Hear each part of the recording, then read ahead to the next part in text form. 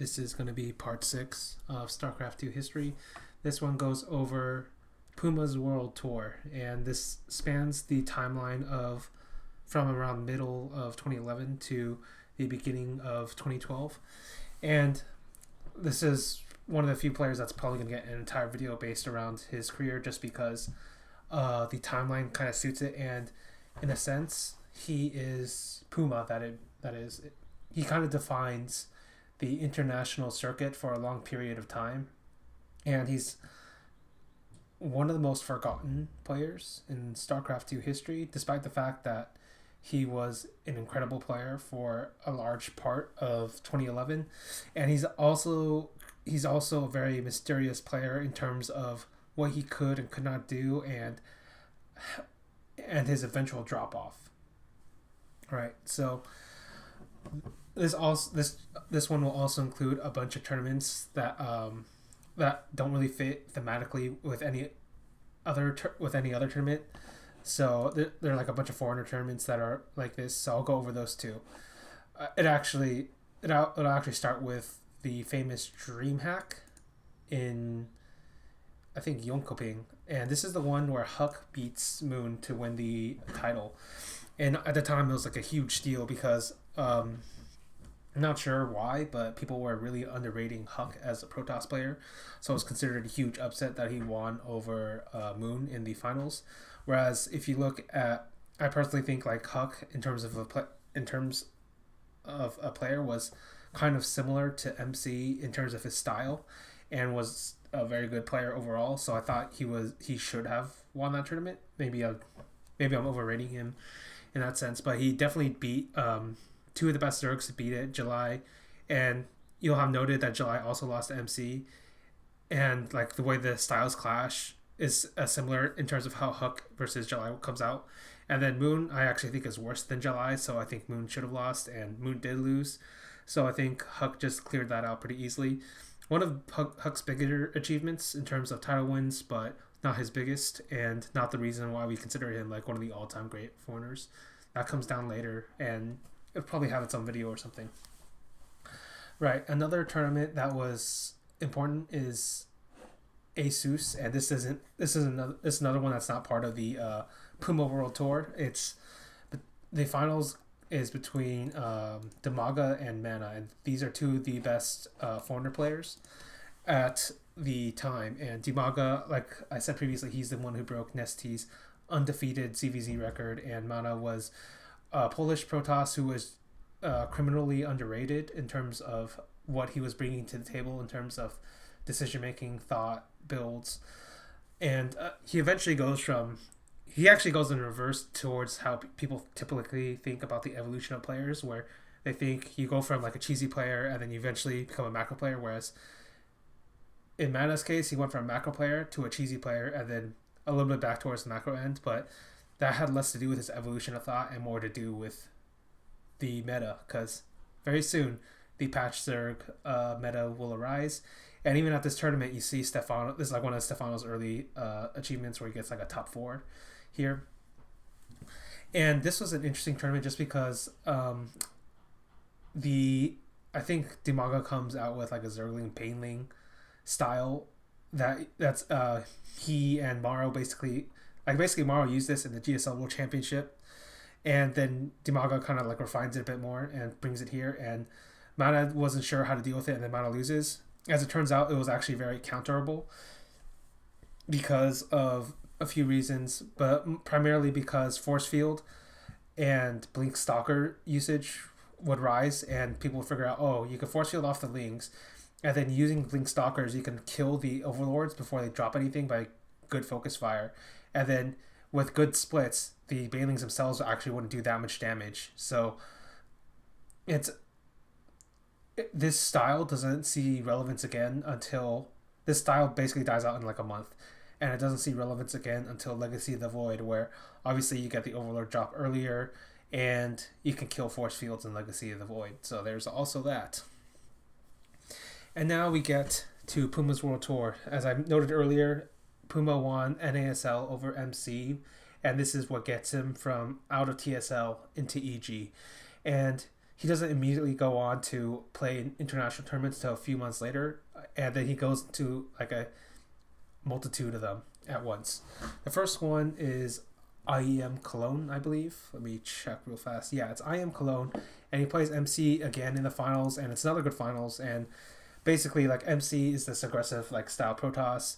Puma was more of the macro end. Terran, very solid, very he seemed to understand the matchup very well. He seemed to understand all three matchups very well, and this becomes very confusing when you look at retroactively at Puma's career. But Puma beats MC pretty well, wins IEM Cologne, and then soon after that, I think he goes to IEM Guangzhou. Is that the right timeline? No. I think it goes to IEM Guangzhou soon. Actually, he goes to MLG Raleigh, and this is the unveiling of Bomber as another top tier Terran coming out of Korea. It's an important tournament for a variety of reasons. First off, Puma was highly touted as one of the best Terrans in the world, and this is Nada's biggest or second biggest, depends on how highly you rate his GSL run, but one of his biggest achievements in his StarCraft 2 career, where he shows up, he plays, and then in the upper bracket he loses to Puma 2-0, and then because of how the winners and losers format works in MLG, is if you play again in the extended series, it becomes a best of 7 series, except the 2 wins Puma already got count.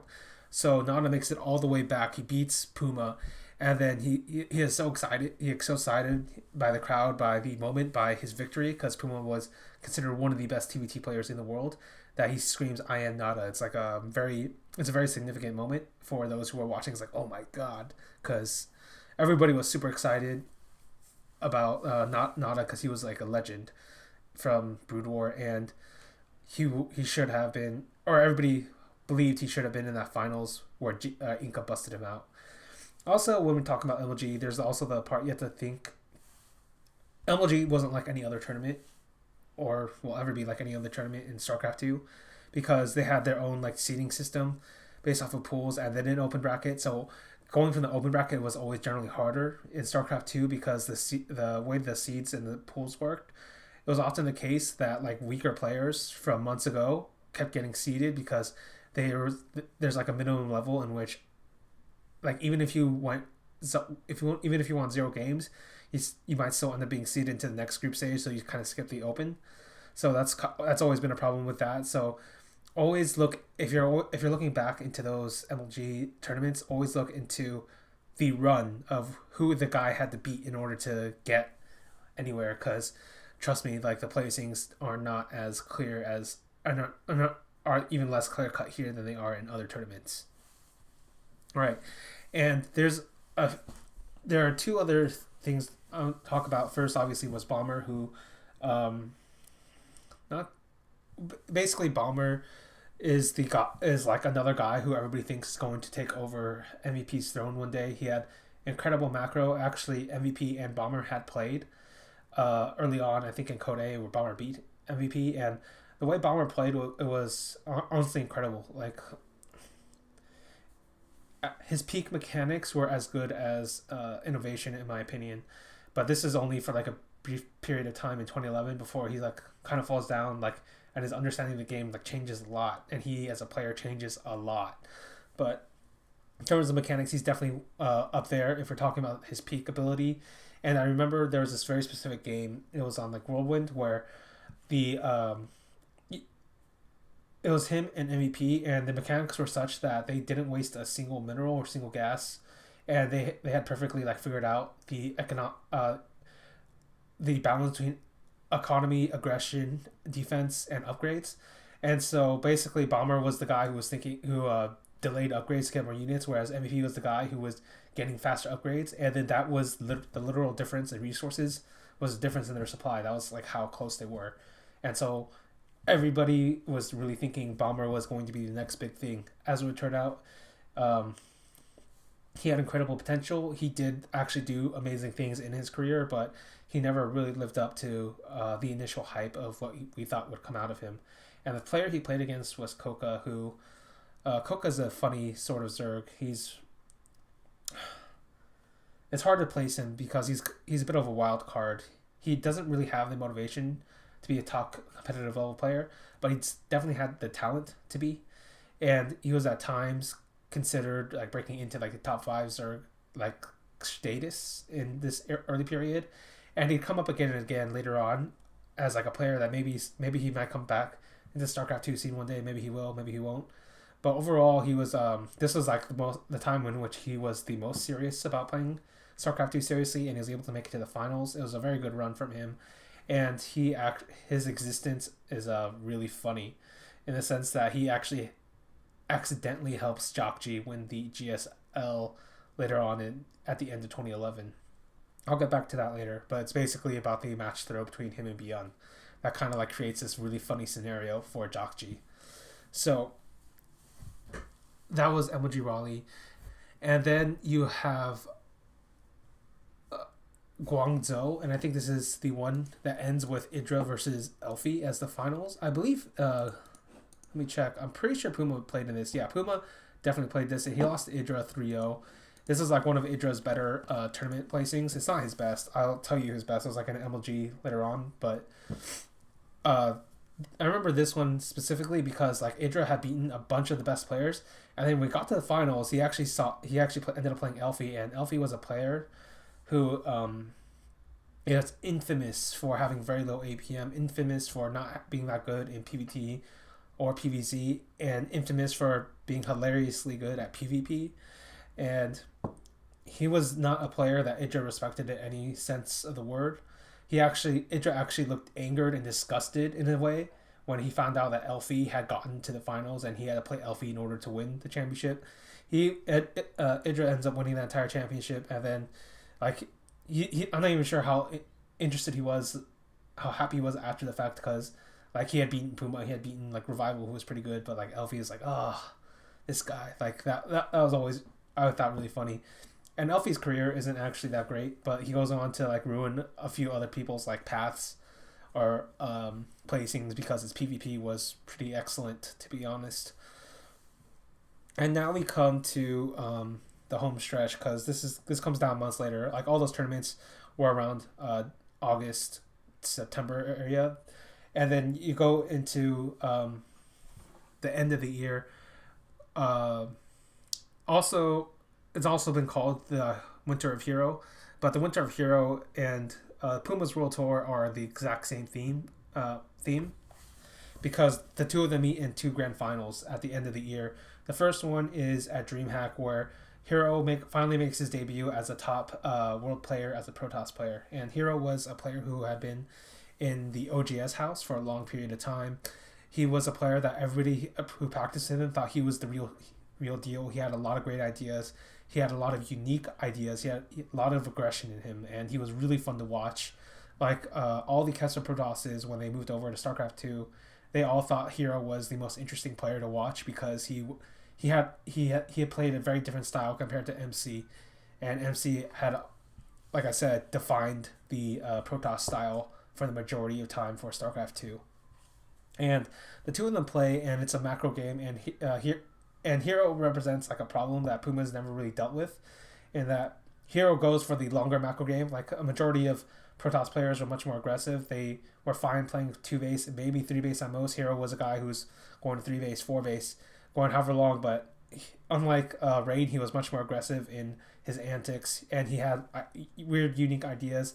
He liked using Phoenixes, he liked using Colossus, actually everybody used Colossus. He liked using War Prism and Immortals, and the War Prism especially is a unique idea. Specifically, we can trace it back to Hero, because the War Prism back then was super weak, so it would die from like 5 hits from a queen or something really crazy. It was like incredibly low, so not a lot of people used it. Hero understood the utility of it and how to use it faster than anybody else, because he was willing to take that risk. And when the War Prism gets buffed, basically his ideas like run rampant in the Protoss meta. So Hero wins this first one, and then they meet again in NASL Season 2, and this is Puma's revenge, so to speak.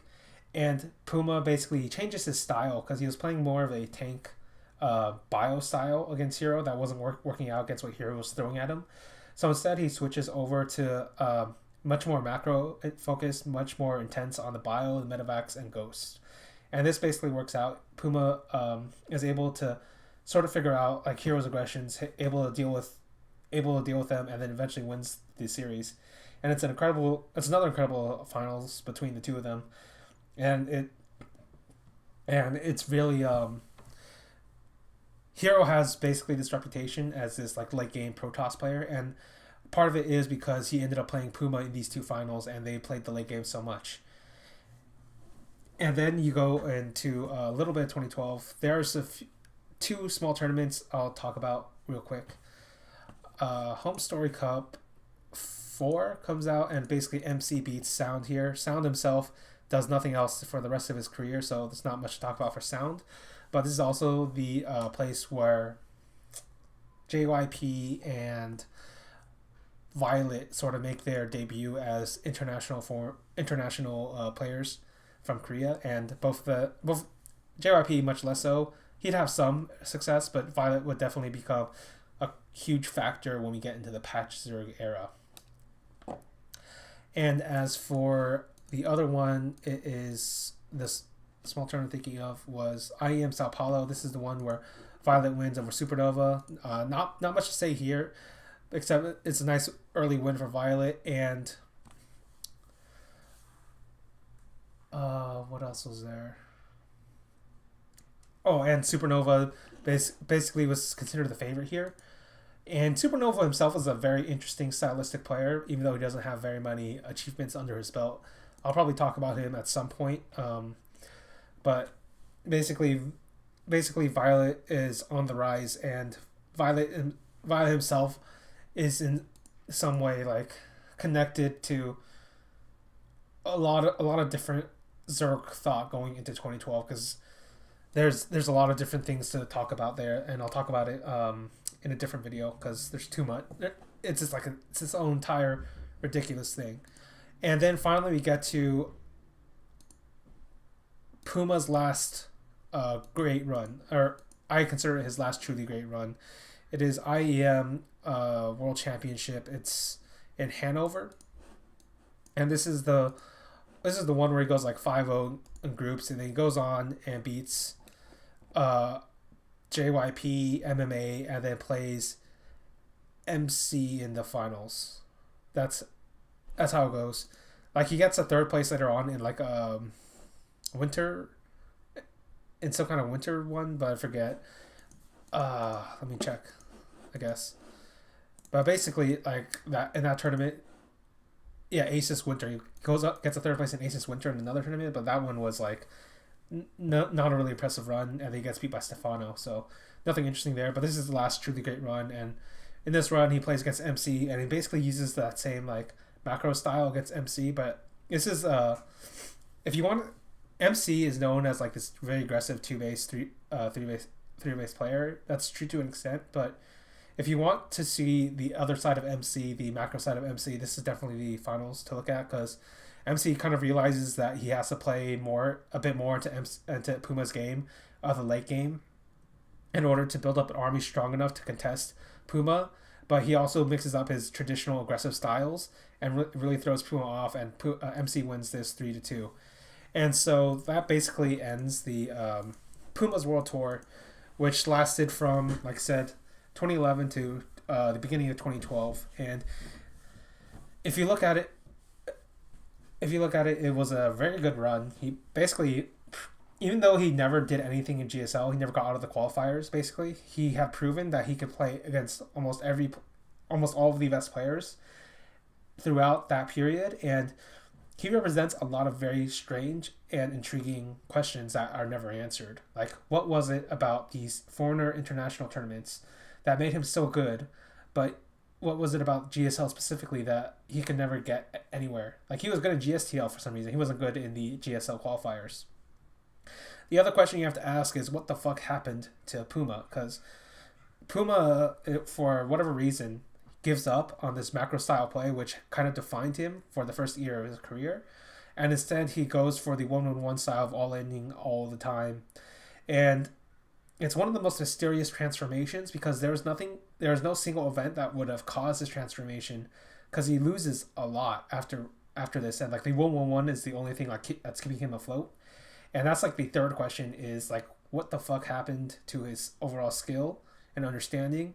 Because he was so good, and then he was terrible, and there's no like gradual fall off. It's like an instant crash, and nobody understands where or how it came from, because it's not like he was outside of the Korean training system he was used to in 2011. Because like I said, he joined EG pretty early on, and he basically proved that even though he joined EG, it wasn't really a problem for him. And it's not like he met this fatal crash right when the Kespa players joined. No, that wasn't it either, because he crashed before then. And it's not like the meta changed so drastically that he had to crash that hard, that fast. Because, yeah, TVZ generally turns pretty awful. TVP, you could talk about the eventual Protoss revolution, but it's not like he actually ran into it. It's not like he ran into Parting and Squirtle and Naniwa when they were on the rise or anything like that. So, like I said, it's very hard to understand. And also, it's like TVT went to hell too. So, like, there are all sorts of problems when we talk about Puma as a player. But this is basically the end of the video. I guess I will talk about Puma a little bit more, because, like I said, he's a very intriguing player, but he was actually a very good player and underrated in terms of his macro play, but just what a strange player, right? What a strange fucking player in a sense. But I guess it's fitting in a way. It's very fitting, I guess, that he ends his career basically playing MC in his last great finals, and it was another great finals, because his rivalry with MC and his rivalry against Hero was what made a bunch of these finals very good. And his finals, specifically against MC in NASL Season 1, in a sense, saved the reputation of that tournament, because that tournament was really bad until you got to the finals, where like they had such a good finals, basically people forgot, or people forgave all the other issues that they had with that tournament. So yeah, there you go. Puma in a sense was